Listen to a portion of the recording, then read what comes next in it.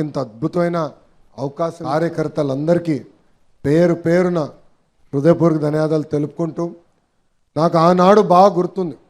సత్యవేడి నియోజకవర్గంలో పాదయాత్ర చేసినప్పుడు కూడా పోలీసులు ఎలా ఇబ్బంది పెట్టారో మనందరూ గుర్తుంది. గురించి స్టూల్ బిక్కుని వెళ్ళిపోయారు. స్వామి ఇక్కడనే మా భాష ఉండాలి. ఎక్కడున్నావా భాష? ఒక చేయి పైకెత్తు. భాషని ఏకంగా ఆనాడు నా సౌండ్ బాక్స్ పట్టుకున్నాడు, స్పీకర్ పట్టుకున్నాడు. నేను మైక్ పట్టుకుని మాట్లాడుతుంటే ఏకంగా భాషని కొట్టాను. ఈరోజు అదే పోలీస్ సోదరులు మనకు సెల్యూట్ కొడుతున్నారు.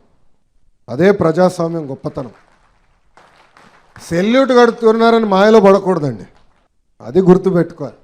నేను ఈరోజు ల్యాండ్ అయిన తర్వాత అన్నకు ఫోన్ చేసి చెప్పిన కారులో ఉంటే, అన్న ఎస్పీ గారికి ఫోన్ చేసి చెప్పండి, ఇంతమంది భద్రతా సిబ్బంది నాకు అవసరం లేదులే స్వామి. పాదయాత్రలోనే ఎవడేం చేయలేదు, అప్పుడు ఎవరు ఇవ్వలేదు, నాకు ఎవడేం చేయలేదు, ఇమ్మీడియట్గా చెప్పండి ఎస్పీ గారికి, వాళ్ళు రిటర్న్ చేయమని హాయిగా ప్రశాంతంగా కార్యకర్తలు నన్ను కలవనియండి, నా కార్యక్రమం నన్ను చేయనియండి అని చెప్తాను జరిగింది. అది మనం మర్చిపోకూడదు. అధికారంలో ఉంటూ ప్రతిపక్షంలో ఉన్నట్టు వ్యవహరించాలి. ప్రజలకి దగ్గర అవ్వాలి, ప్రజల సమస్యలు తెలుసుకోవాలి, ప్రజల సమస్యలు పరిష్కరించే వరకు మనం పోరాడాలి. తేలిగ్గా అన్నీ రావండి. ఈరోజు విద్యాశాఖ మంత్రిగా అనేక కార్యక్రమాలు చేస్తున్నా, సంస్కరణలు తీసుకొస్తున్నా, సంఘాలతో చర్చిస్తున్నా. అన్నీ అయిన తర్వాత మనం చేయగలుగుతున్నాం. సో మనందరం అనుకున్న దానికి మాట్లాడాలి, చర్చించాలి, ఇప్పుడే సాధించగలుగుతాం.